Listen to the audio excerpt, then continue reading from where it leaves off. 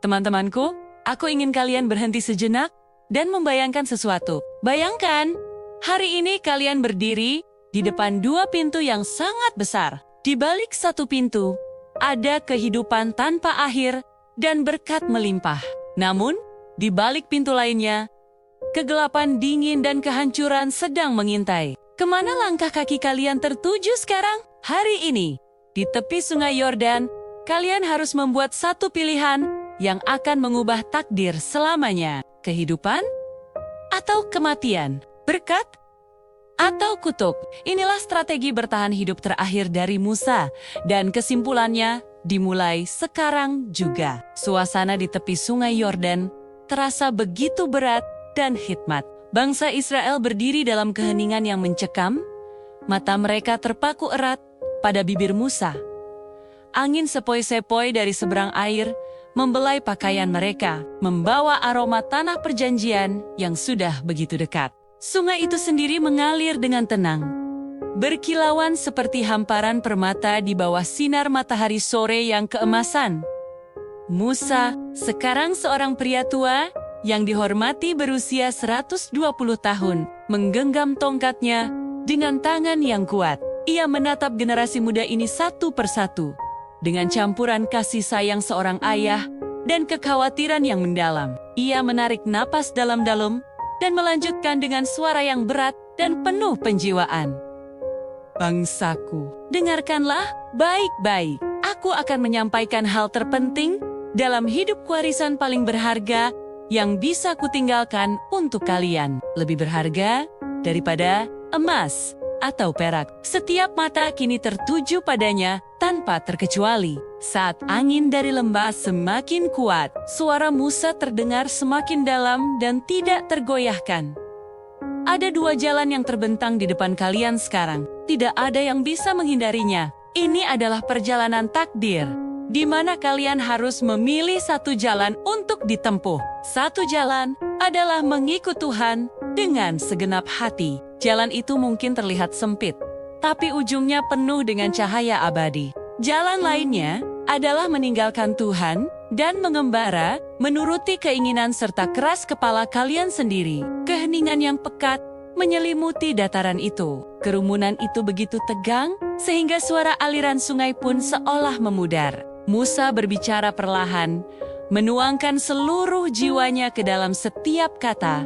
Mengikut Tuhan pada akhirnya akan membawa kalian pada kehidupan dan kedamaian. Namun, melakukan apa yang benar menurut pandangan kalian sendiri dan meninggalkan Tuhan, jalan itu akan membawa kalian pada kesulitan besar, kesedihan mendalam, dan akhirnya kehilangan segala yang kalian cintai. Wajah orang-orang menjadi sangat serius. Mereka mulai menyadari dengan pedih mengapa orang tua mereka tewas di padang gurun selama 40 tahun. Semuanya kembali pada satu pilihan sederhana ini.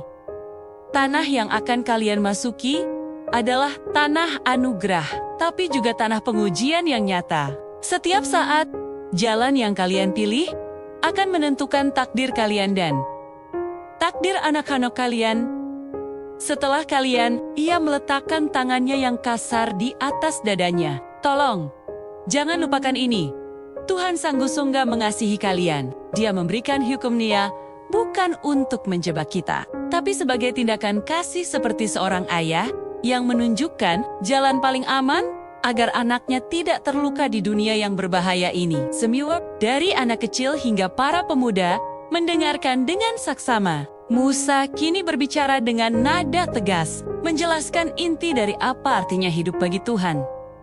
Mengasihi Tuhan bukan sekadar ucapan di bibir. Itu berarti menjadikan firman-Nya sebagai satu-satunya standar hidup kalian. Dari saat kalian bangun hingga saat akan tidur, tanyalah pada diri sendiri, apakah hal ini menyenangkan hati Tuhan? Dan gerakanlah kaki kalian ke arah itu. Itulah kasih yang sejati. Musa mengangkat tangannya, menunjuk ke seberang sungai, ke arah cakrawala Kanaan yang hijau dan subur. Di tanah itu, kalian akan menghadapi persimpangan jalan setiap hari. Apa yang kalian tanam, bagaimana kalian hidup damai dengan sesama kalian, akan memutuskannya sendiri dengan kehendak kalian. Di saat-saat itu, berhentilah sejenak. Pikirkan Tuhan. Tanyalah, apakah Tuhan berkenan? Apakah ini jalan kehidupan yang Dia janjikan? Angin sepoi-sepoi membelai janggut putih panjang. Musa, ia berbicara lagi dengan suara yang hangat dan penuh harapan. Jika kalian menghargai firman Tuhan dan memegangnya, hal-hal luar biasa akan terjadi. Berkat yang tak pernah kalian bayangkan akan tercurah ke atas rumah kalian. Langit akan terbuka dan hujan akan turun pada musimnya yang tepat. Ladang kalian akan dipenuhi panen keemasan. Pohon-pohon akan berbuah manis, dan ternak kalian akan beranak pinak dengan sehat. Kalian akan hidup aman dan tidur tenang, tanpa ketakutan di bawah perlindungan yang maha kuasa. Mata anak-anak berbinar, membayangkan kemakmuran itu. Namun, suara Musa tiba-tiba berubah menjadi serius dan hikmat. Tetapi, jika kalian lupa pada Tuhan karena kemakmuran itu, segalanya akan berubah total. Saat kalian merasa mendapatkan semua ini karena kekuatan atau kecerdikan sendiri, saat itulah krisis dimulai. Jangan menyembah berhala palsu yang kosong. Meninggalkan Tuhan berarti memutuskan diri dari sumber kehidupan itu sendiri. Jika itu terjadi, langit akan tertutup, hujan akan berhenti, dan tanah yang subur akan berubah menjadi batu yang kering. Orang-orang mulai merasa takut, tetapi Musa segera menghibur mereka dengan suara yang lebih lembut. Tuhan mengatakan, ini bukan untuk menakut-nakuti kalian tanpa alasan. Dia seperti orang tua yang berteriak untuk menghentikan anaknya yang sedang berlari ke arah tebing.